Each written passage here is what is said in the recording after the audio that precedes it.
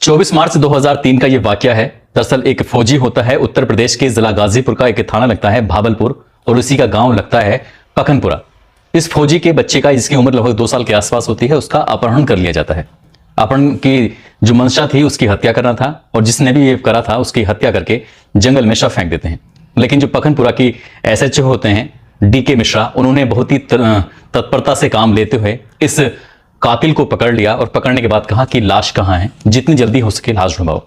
जिस जगह लाश को फेंका गया था उसी जगह पर उस कातिल को लेकर पुलिस जाती है और वहां जाने के बाद जो अपनी आंखों से देखती है, उस दृश्य को देखकर यकीन नहीं हो रहा था। दरअसल बच्चा जिंदा था, मरा नहीं था।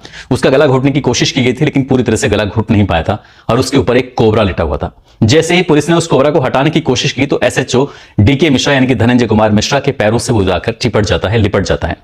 जब ऐसी स्थिति में वो कोबरा आकर लिपट जाता है तो आसपास के लोग खड़े हुए थे, उनकी सबकी कोशिश थी कि इस कोबरा को मार दिया जाए। तभी इंस्पेक्टर साहब कहते हैं कि इसको मारना नहीं है। हाथ जोड़कर उसके सामने विनती करते हैं, कहते हैं कि हे नाग देवता, तुमने इस बच्चे की अब तक हिफाजत की है। मैं दावे के साथ कह सकता हूं कि तुम इसके ऊपर जो बैठे हुए थे, तुम इसकी सुरक्षा के लिए बैठे हुए थे। अब इसकी सुरक्षा करने के लिए हम आ गए हैं, आप यहां से चले जाओ। इतना कहना था कि सैकड़ों की भीड़ में वो नाग वहां से आराम से निकल जाता है और लोगों को यकीन हो गया था कि वाकई सचमुच वो नाग उस बच्चे की मदद कर रहा था, उसकी हेल्प कर रहा था। आज की जो कहानी मैं आपको सुनाने जा रहा हूं, इस कहानी में भी कुछ ऐसे ही होता है। इस कहानी को सुनने के बाद शायद आपको यकीन नहीं होगा, आपको लगेगा कि किस कदर अंधविश्वास है। लेकिन लोगों ने वो वीडियो बनाकर जब सोशल मीडिया पर डाला और वो वीडियो लगातार सोशल मीडिया पर वायरल होते चले गए तो लोगों को यकीन होने लगा कि जो कहानी है वो कहीं ना कहीं सच है। आदाब, नमस्कार, सत श्री अकाल, मैं उस्मान सैफी। आज की जो सच्ची घटना मैं आपको सुनाने जा रहा हूं, ये सच्ची घटना है राजस्थान प्रदेश का एक जिला है कोटा और इसी का एक थाना लगता है सांगोद। दरअसल सांगोद थाना क्षेत्र का एक गांव है रसकपुरिया। बात कर रहा हूं 14 अक्टूबर 2023 की। घर के अंदर एक सांप जाने की कोशिश कर रहा था राजू लाल के यहाँ और पड़ोसी की नजर पड़ जाती है। एक कोबरा बिल्कुल काले रंग का बड़ा तकड़ा सांप था। उस कोबरा को जब घर के अंदर जाते हुए देखा तो पड़ोसी ने चीख कर चिल्लाकर राजू लाल को आवाज लगाई कि तुम्हारे घर के अंदर सांप घुस गया है, जल्दी से बाहर निकलो नहीं तो ये काट लेगा।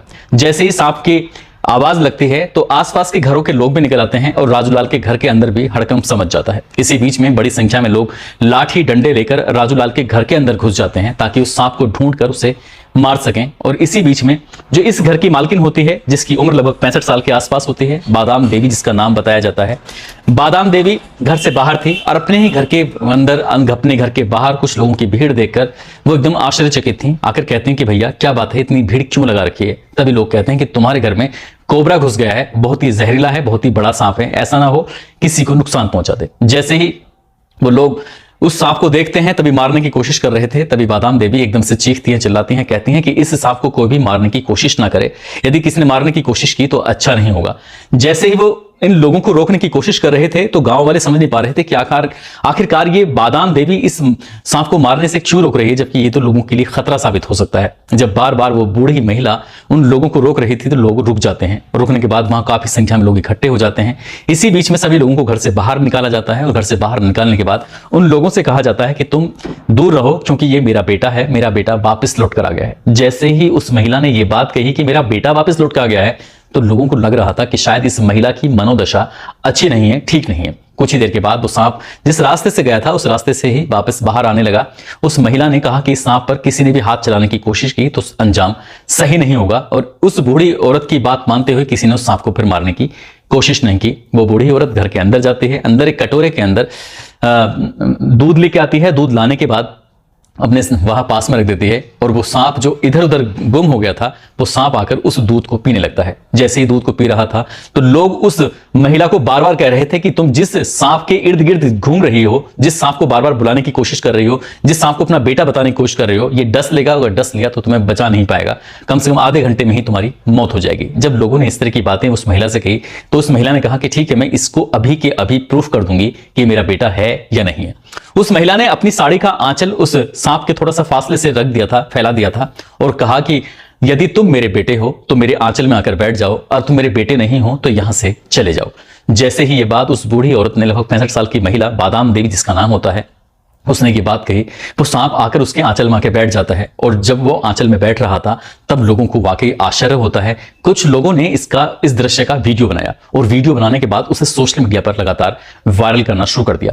अभी तक लोग घबरा रहे थे ये देखकर कि आखिरकार ये बूढ़ी औरत क्या कर रही है। उस बूढ़ी औरत ने उस सांप को उठाया और अपने गले में डालकर इधर उधर घूमने लगती है। तभी सबके सब लोग जितने भी वहां खड़े हुए हैं, ये खबर गांव में आग की तरह फैल जाती है। बड़ी संख्या में लोग यहां पर जुट जाते हैं। कोई हाथ जोड़ रहा है तो कोई इस बूढ़ी औरत को मंदबुद्धि कह रहा है, कह रहा है कि इसकी मनोदशा खराब हो चुकी है, यदि सांप ने डस लिया तो जाहिर सी बात है ये बूढ़ी औरत बहुत जल्दी मर जाएगी।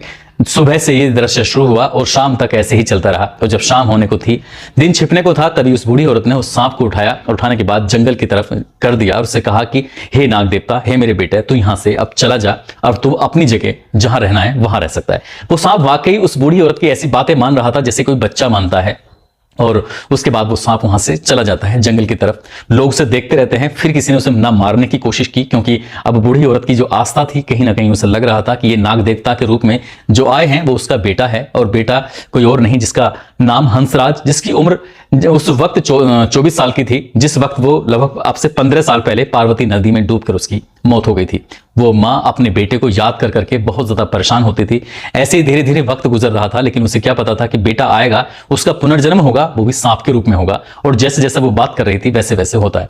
अब गांव में इस तरह की चर्चा होनी शुरू हो जाती है कि एक राजू लाल के घर में, क्योंकि राजू लाल इसका बड़ा बेटा होता है, हंसराज इसका छोटा बेटा होता है, जो 15 साल पहले नदी में डूबकर मर चुका था। अब ये चर्चाएं होने लगती हैं कि इस तरह से इनके घर में सांप निकला, और मामला सोशल मीडिया पर लगातार वायरल हो ही रहा था। इसी बीच में 17 अक्टूबर 2023 को ये महिला सुबह सुबह खेतों में जाती है अपना चारा वारा लेने के लिए, कुछ काम करने के लिए। और जैसे वहां जा रही थी तो वह चारे के पास में ही वही सांप, वही नाग, वही कोबरा जाकर फन फैलाए हुए बैठा हुआ था। और उस बूढ़ी औरत ने उसकी तरफ देखा और देखकर कहा, वही आंचल फैलाया और आंचल में उसे लेकर फिर सीधा गांव में लेके आती है, गले में डालकर जिस तरह से गांव को लेके आई थी। फिर देखते ही देखते फिर सैकड़ों लोगों की भीड़ फिर से जुट जाती है, और जुटने के बाद वो अपने आंगन में ही एक चबूतरा बना हुआ था, उस आंगन में ही चबूतरे पर उसने उस सांप को वहां रख दिया। और फिर तो गांव के लोगों का आना जाना यहां शुरू हो जाता है। कोई अपने घर से दूध लेके आ रहा है, कोई कुछ लेके आ रहा है। इस तरह से चलता रहा। सुबह से लेकर दोपहर 1 बजे के आसपास तक ऐसे ही लोगों का मजमा लगा रहा। लोग वीडियो बनाकर सोशल मीडिया पर लगातार वायरल करते चले जाते हैं।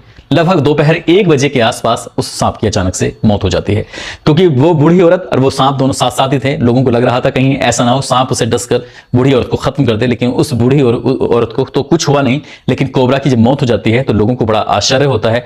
अब कोई साइंटिफिक रीजन तलाश करने की कोशिश कर रहा था कि इस सांप ने ज्यादा दूध पी लिया था तो शायद इसकी वजह से इसकी मौत हो गई है।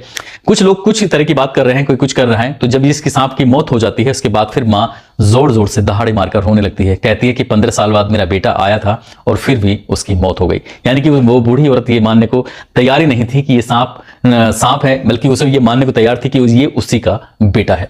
जैसे ही सांप की मौत होती है, मौत होने के बाद उसका रीति रिवाज के हिसाब से जैसे अंतिम संस्कार कराते हैं, खेतों पे ले जाकर उस सांप का अंतिम संस्कार कर दिया गया। और अंतिम संस्कार करने के बाद जब ये मामला सोशल मीडिया पर वायरल होता है तब लोगों को बड़ा आश्चर्य होता है कि एक कोबरा आखिरकार ऐसा कैसे कर सकता है। कुछ लोग कह रहे हैं कि वो पहले से ही बीमार था, कुछ लोग कुछ कह रहे हैं। लेकिन राजू लाल जो इस हंसराज का बड़ा भाई होता है, इस बूढ़ी औरत का बड़ा बेटा होता है, वो खुद ये दावा कर रहा था कि ये मेरा भाई ही है। और गांव के लोग उसे कोबरा को हंसराज ही मानने को तैयार हो गए थे, जिसकी 15 साल पहले डूबकर पानी में मौत हो गई थी। दोस्तों, इस पूरे घटनाक्रम को सुनाने का उद्देश्य किसी को परेशान करना नहीं है, किसी का दिल दुखाना नहीं है, ना ही कोई अंधविश्वास फैलाना है। लेकिन जिस तरह से बूढ़ी औरत ने यह दावा किया था कि उसका बेटा वापस लौट कर आया है, वो भी सांप के रूप में आया है, तो बस ये किस्सा सुनाने का उद्देश्य था। जाते जाते आज आगरा के रहने वाले हैं शुभम प्रजापति। आज इनका जन्मदिन है। इनको जन्मदिन की बहुत सारी शुभकामनाएं, बहुत बहुत मुबारकबाद। साथ ही कुछ लोगों ने नाम लेने की अपील की है, जिसमें प्रदीप पांडे हैं, जुबैर खान है, सोफिया सिंह है, रामलाल प्रजापति है, राजकिशोर, विनय द्विवेदी, राशिद खान, ऋषभ, सोनम यादव, साहिल शेख, सलीम मलिक, रिहान अंसारी, कमालुद्दीन, अनिल यादव, सत्येंद्र गोपाल, ज्ञानी राम, याकूब अली, वीरेंद्र सिंह, इन लोगों ने नाम लेने की अपील की थी। आप सब लोग अपना ख्याल रखें, सुरक्षित रहें। जय हिंद, जय भारत।